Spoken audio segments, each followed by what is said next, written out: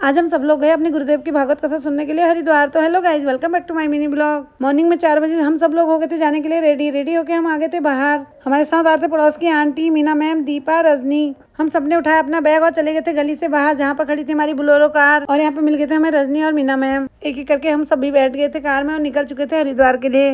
हरिद्वार जाने के लिए हमने पकड़ा शॉर्टकट वाला रूट जो जाता है फॉरेस्ट एरिया से होते हुए। यहाँ पे दिखे हमें हिरन। थोड़ी देर बाद हम पहुंच गए थे नगीना। यहाँ पर हो रहा था सनराइज। रास्ते में तुलाराम से ड्राइवर भैया ने पी चाय और खाए रसगुल्ले। यहाँ से निकलने के बाद थोड़ी देर में हम पहुंच गए थे चंडी देवी पुल। यहाँ से पकड़ा हमने अपना ऋषिकेश वाला रूट। मॉर्निंग में हम लोग पहुंच गए थे हरिद्वार टाइम से। तो हमने सोचा पहले हम ऋषिकेश एम्स से हो आते हैं, क्योंकि मम्मी जी को आज लगनी थी यहाँ पे वैक्सीन और लेनी थी कुछ दवाइयाँ। एम्स पहुंच के सबसे पहले मैंने मेडिकल से ली मम्मी की वैक्सीन और दवाइयाँ, और फिर हम चले गए थे मम्मी जी के डॉक्टर के पास। यहाँ पे लगी थी बहुत लंबी लाइन, लेकिन सीनियर सिटीजन की वजह से मम्मी जी का आ गया था नंबर जल्दी। मम्मी जी को जल्दी वैक्सीन लग गई थी, तो हम आ गए थे डॉक्टर से मिलके बाहर आके हम बैठ गए थे अपनी कार में। और थोड़ी देर में हम वापस आ गए थे हरिद्वार पहुंच के सबसे पहले करे हमने गंगा मैया के दर्शन। आज हरिद्वार में स्नान करने वालों की बहुत ज्यादा भीड़ हुई थी। थोड़ा पैदल चले तो थोड़ी देर में हम पहुंच गए थे हर की पैड़ी। यहाँ पर कर रही थी मेरी बहन और उनके हस्बैंड हमारा वेट।